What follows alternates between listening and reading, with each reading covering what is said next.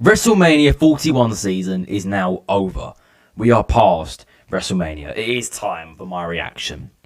WrestleMania 41 was a hit and miss. John Cena became a 17-time WWE champion, beating Cody Rhodes in the main event of Night 2 of WrestleMania 41.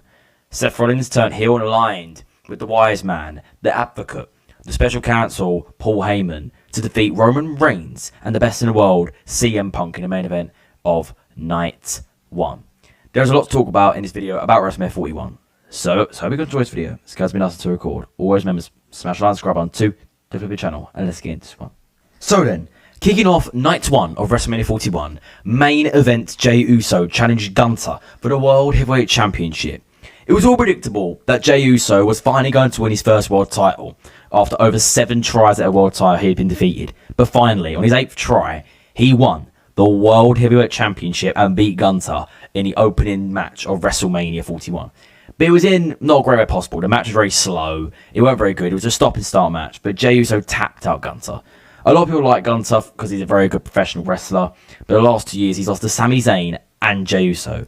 But Jey Uso tapping him out makes it even worse. It makes him lose that momentum and that real force about him. Because tapping out to someone like Jey Uso, it's not great to say the least.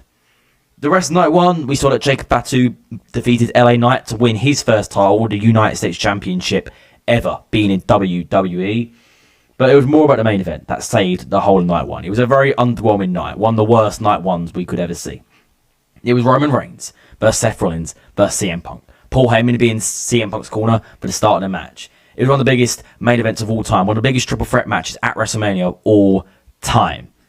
Well, throughout the match, it was a very good match. All 3 men came very close to the victory, but just weren't there yet.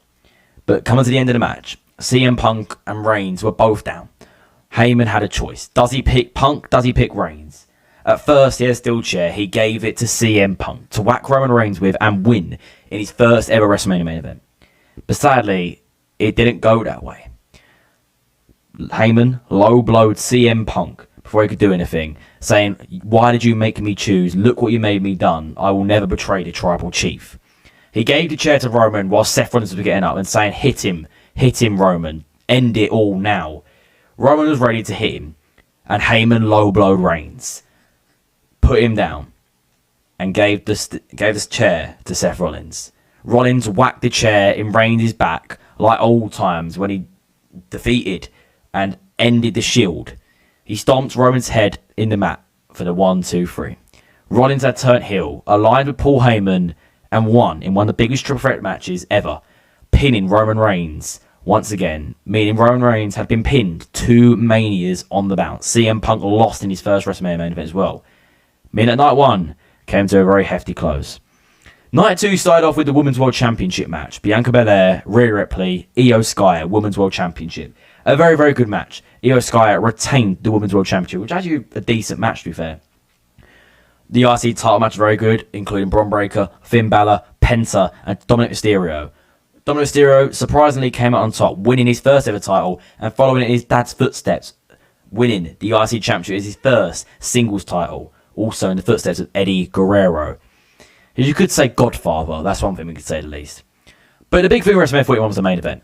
John Cena, in his final WrestleMania ever, against Cody Rhodes, the undisputed champion who had held the title for over a year now, in one of the biggest main events of all time. Well, this main event didn't really go to plan. Cena bossed Cody the whole match. But while Cody got some momentum, we saw the man himself, Travis Scott, come out to Fiend, which, yeah, it weren't great. He came out, and he was ready to hit Cody Rhodes once again like he did Elimination Chamber, and busting his run once again. But Cody stopped that, giving him a dirty crossroads and sending Travis out the ring.